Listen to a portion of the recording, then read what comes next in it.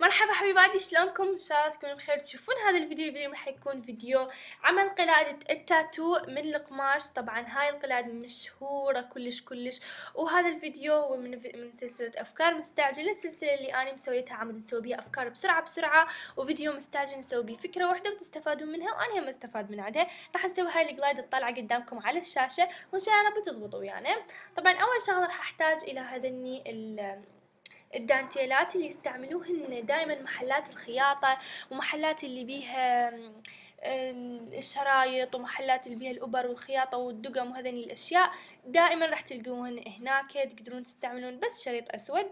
تعرفون كلكم هاي القلايد اللي احنا استعملناها آخر فترة، واللي هي الكل صار يلبسها. أنا عن نفسي حبيتها بس لأن الكل لبسها صارت كأنه شي ما حلو، فقلت لازم اسوي اللي هي قلادة اللي هي وحدي انا بس اكون لابستها وتعكس شخصيتي. فحبيت اني اسوي هاي القلايد. وطبعا اذا متوفرة عندكم تقدرون تشتروها، بس انا ما شفت فراح اسوي. اول شي راح نحتاج هذني مثل ما قلت لكم. هذني انا جبت من عندهم 3، اسعارهن كلش رخيصة، يعني كلش رخيصة، وتقدرون تجيبون منها حجم بسيط مثل ما اني جبت يعني شي جدا بسيط على قياس رقبتي. وها هي شوفوا ايش قدوته. وتقدرون تجيبون اكثر من شكل، اكثر من لون، بس احب اللون الاسود. الشي الثاني راح تحتاجون الى ميداليات. طبعا هاي الميداليات تقدرون تجيبوها من سوار. انا اشتريت سوارات وبعدين قطعت هاي الميداليات من عندها، يعني سوارات رخيصة. الشي اللي بعده اللي هي هاي الدقم اكيد موجودة عند الكل. وراح نحتاج الى ابرة وخيط، ماكو بيت ما بيه ابرة وخيط.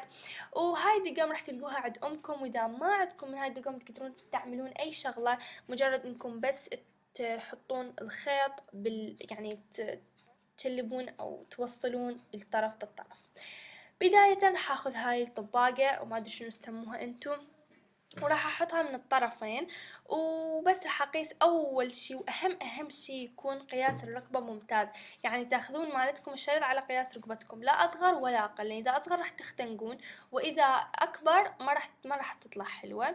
فبس راح تخيطوها، واكيد كلكم تعرفون شلون تخيطوها بيها زروف.